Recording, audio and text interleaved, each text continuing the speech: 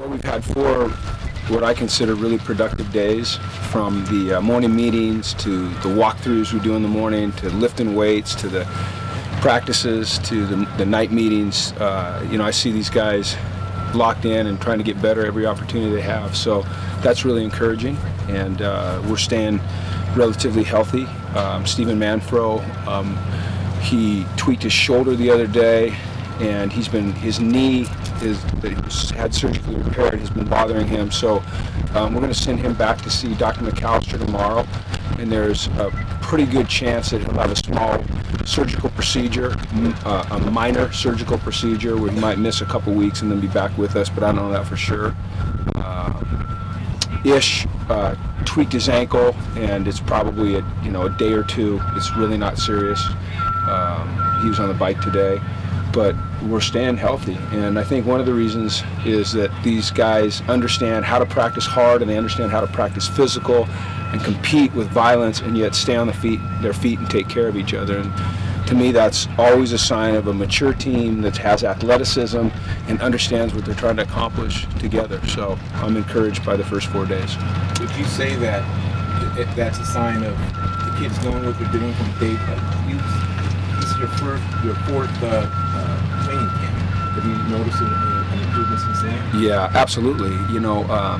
Just when I've been around good teams, one of the things that I've noticed is that they are able to practice hard, aggressive, physical, fast, and yet stay on their feet. And so I think that's understanding how to practice that way, and then I think it's a sign of athleticism and maturity. And so I saw it all through the spring, and I've seen it here, and that's what we want. When we go live, we'll go to the ground, and there's going to be guys on the ground because there's 22 bodies flying around, but I've been really impressed with that because they are going after it. I mean, these are physical practices, and they are competing with a degree of violence that I like, and it's fun to watch. It's fun to watch them mature the way that they are and the way that they have.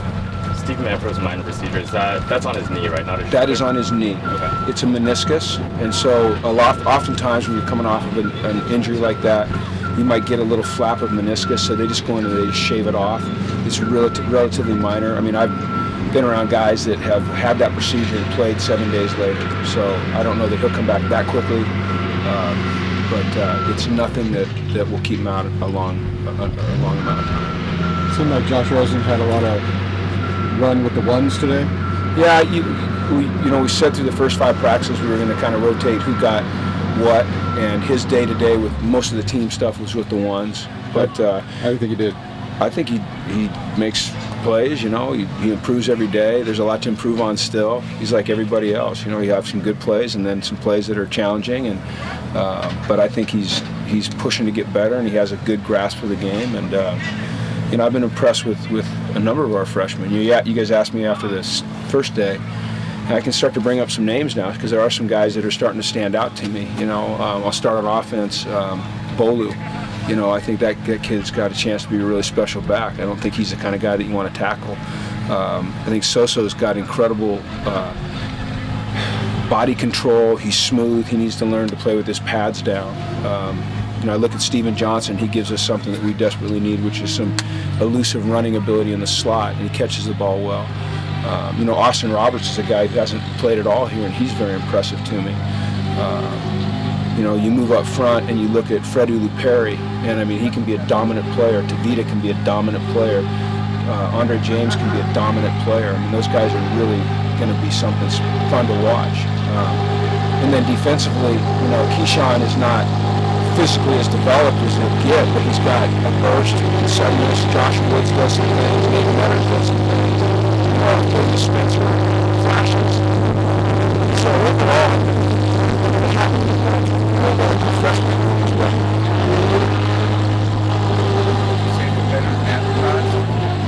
I wouldn't say that. I've just been impressed with it. I see him in a game before we go that direction. Jim, when you're going through a transition of quarterback, what's the most difficult thing or the most concerning thing? I would say just the unknown. It's not unlike 3 years ago for me, and 4 years ago, whatever, when Brett took over. Just not knowing what it's going to look like, not knowing exactly how he's going to react.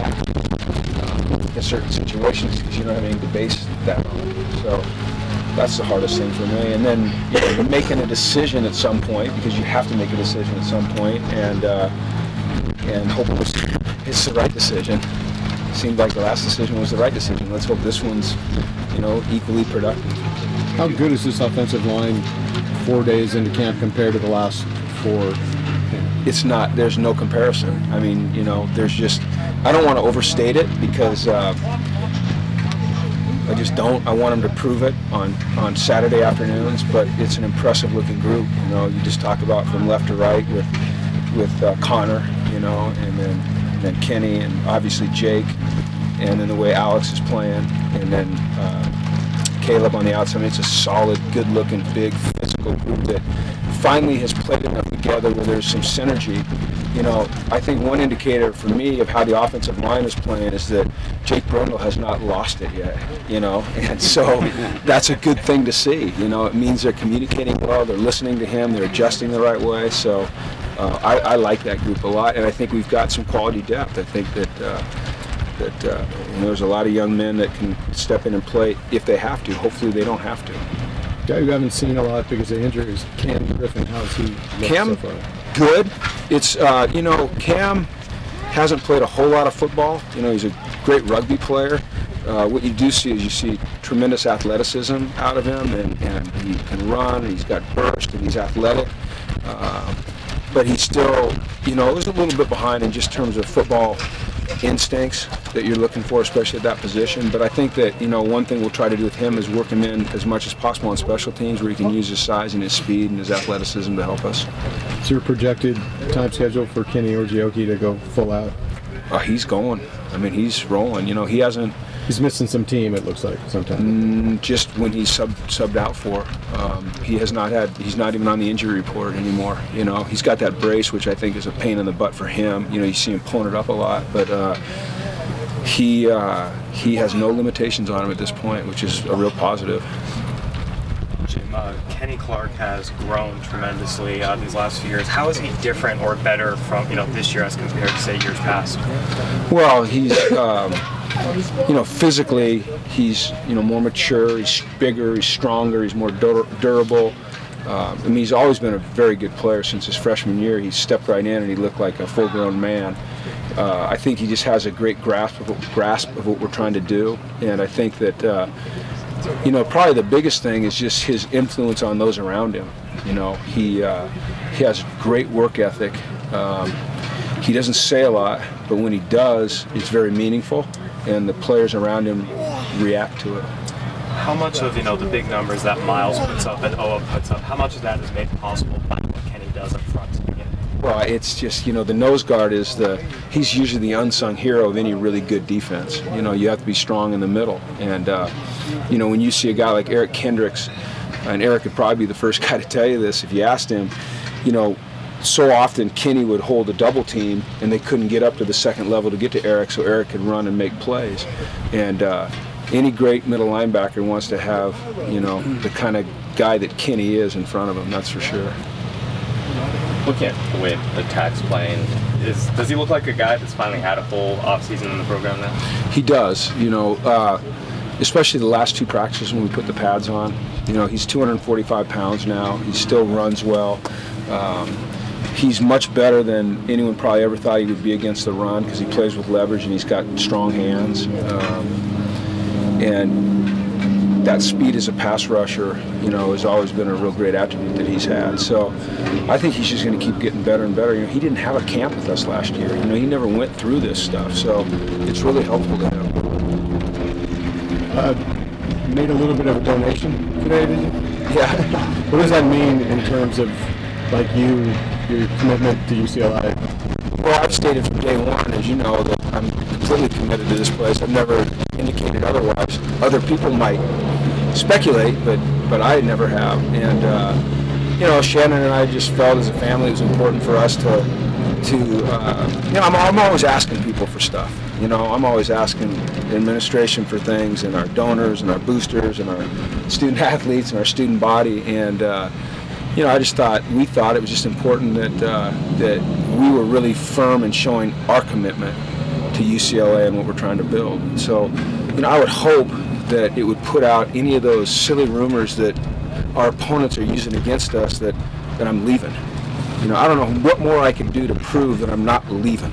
Okay, I didn't go to my alma mater. I didn't go to the Texas. Haven't taken an NFL job, and I just gave a little bit of cash to help build this building. So, if you're a recruit, I can't say this to you, but if you're